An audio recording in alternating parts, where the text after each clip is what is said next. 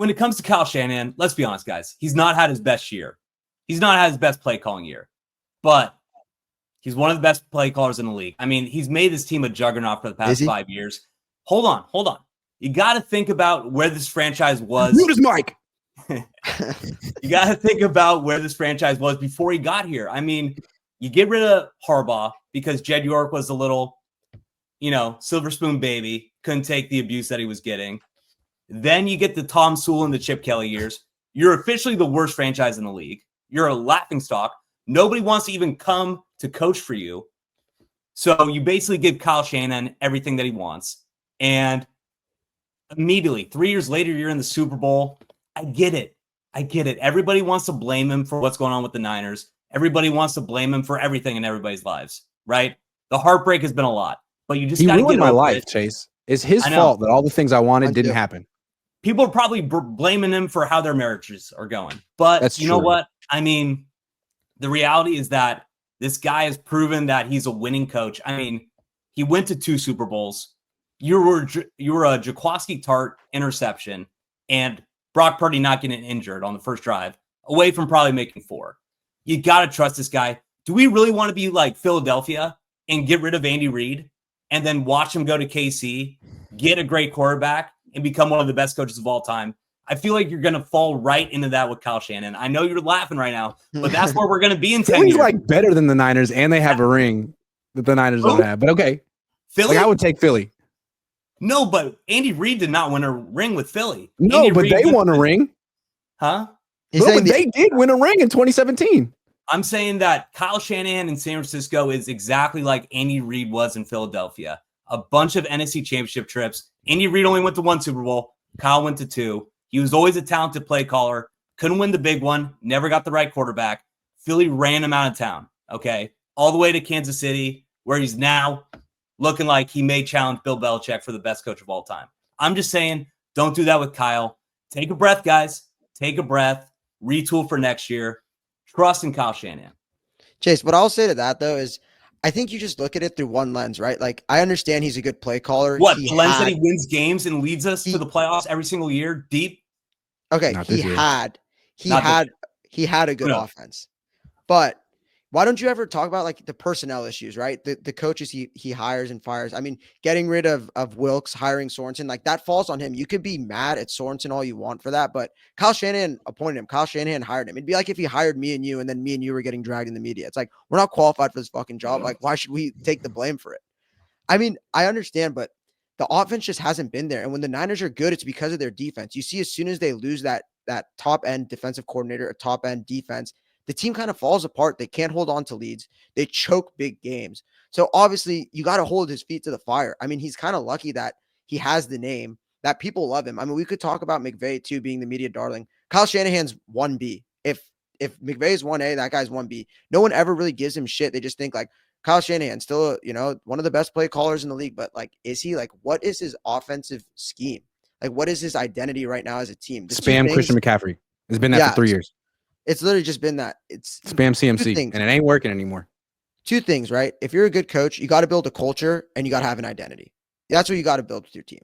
Do the Niners have either? Like, their identity is they blow games, and their culture is that they're all silver spoons. Like, they all just talk up this like huge game that there's some like team that they're not, because they get it from the top and it starts at the top. So, I mean, do I want to fire him? I don't think there's much out there. Like, do I believe in Ben Johnson? Like, to be honest, no.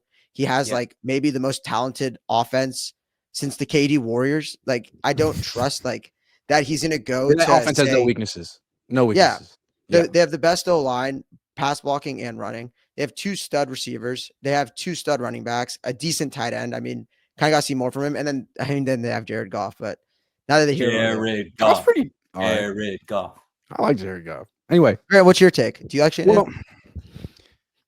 We already know the take. I can't wait. He's done a lot. Like, he's had, like, you lay out all of his accomplishments. He's been to these NFC Championship games. He's also strangely he's on his way to his 4th losing season in 8 years, which is a lot for any coach.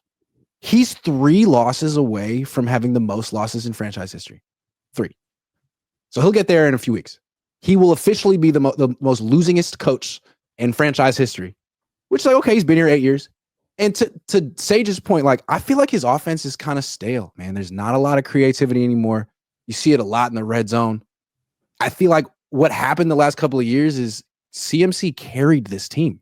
They were going down in 2022. They weren't scoring points. Then they traded for him and everything changed. And Brock Purdy came in and that helped too. But like once CMC isn't the best player in the league anymore, I mean, this team is really struggling. So I wonder how it feels like his best days are behind him. I mean, you can't argue with what he did or almost accomplished. He accomplished a lot. But is next year going to be better? Is there really a future here? Or are they going to end up being kind of like mid year after year, like the Rams, who we're going to talk about in a little bit? I don't know. I guess we'll see. But I'm not sure he can build another team. He's been holding on to this team for a long time and it's old. Yeah, so, I kind of got to agree there, because if you just keep it's kind of like what you see like bad NBA franchises do, right? They just keep doubling down, but eventually the bill comes due, right? You keep doing this and your roster gets older. As we say, like, are they injured or are they just old and worn down? And then once, like, look at the Saints, like, look at what they're about to have on their hands. Look at the Cowboys. It's going to be bad. And this guy's like to blame for it. I understand, like, he came in the league. His offense was, revolutionary, got Matt Ryan a MVP, came to the Niners, brought them success. But there's things that he did, like his decisions, that as a head coach, you got to be good at as well. And I think he's good at managing, like a game, like calling of plays, kind of creating an offense. But there's so many other things that go into being a head coach that he's not that good at. And I will say one thing. So this stood out to me, and this happened before you started seeing the Niners' offensive struggles. So I was listening to John Gruden talk about who his favorite play callers in the NFL are. And he brought it up. He said, I love Ben Johnson, right? I love Sean McVay. I love what Andy Reid's doing. And I love Kyle Shanahan's run game and play action.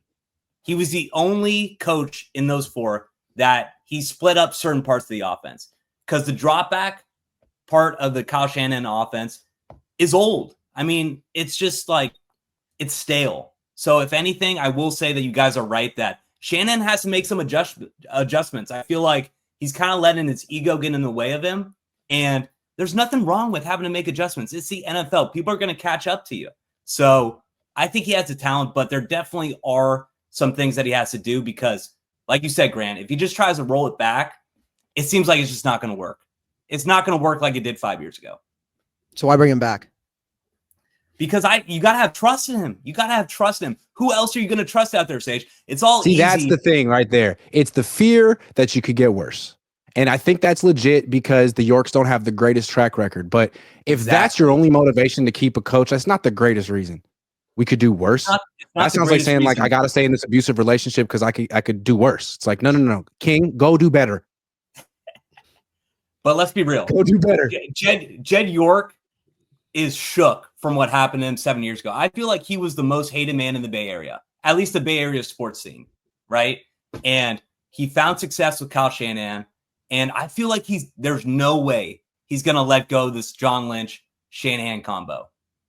That's just me. You guys disagree clearly, but I just don't see it happening. No, I do agree with you. I think they love him. Like, I think the Yorks love him. I think they like the tandem that they have going. I mean, Grant, you're more in the scenes, like behind the scenes with it, but from what the media puts out there, what we see in his interviews, it seems like they have faith. It doesn't seem like there's much bad blood there. Let's stay here for a second, because we base this a lot on what Jed York said before the Super Bowl, right? He was in love with Kyle after they won the Lions game. They came from behind. They talked about how it was a successful season, even if they lost that game. Like, in that moment in time, I agree with you. But then the Super Bowl happened. And I wonder if the Yorks look at him differently. Like, dude, you did it again. And then this offseason, like, you made us pay Ayuk. You made us pay McCaffrey. Like, what's going on with you? Like, can we trust you anymore? We used to have complete faith and trust in you. It's like the last 10 months have been bad for him. Really bad. Like, not Drake bad, but very bad. I mean, the one thing that really he hasn't sued anyone yet. The one that's really been pissing me off with Shanahan is the Debo trust. Debo has lost it, guys. I mean, if you're watching right now and you're a big Debo fan, you think that Debo might come back and be the Debo that we saw 5 years ago. It's not happening. I mean, Shanahan's like Tony Soprano trying to find out that Big Pussy's not the rat. Like, everything is telling you that he's the rat. The cops are telling you he has a wire underneath his shirt. And Shanahan will just not admit that Deebo Samuel is just washed up. And I feel like that's another thing that just get over yourself, Kyle. Get over yourself. Get over whatever happened with Deebo 5 years ago. You got to move on. It's the NFL. Like Bill Belichick. Rather cut a guy 1 year early than 1 year late. And I feel like Kyle needs to bring that into his arsenal a little bit. I mean, it's been a long enough sample size. He's not going to do it. Like, you look at what he does, like the click he runs, like who he gives faith, like his faith in, the guys he puts on the field. Like, what's to say he's going to change now that they just like flamed out like this? Like, oh, like light bulb in the head moment. Like, now I'm going to do it. Like, now I'm going to put faith in myself and play the players who deserve it. Like, nothing's going to change this guy. I mean, you see it when he talks. This guy has an ego, like the biggest ego in the NFL for someone who hasn't accomplished much. I mean, I guess you can say he's brought a team far, but if you ain't first, you last. And he hasn't been first yet. So, like, what's the point?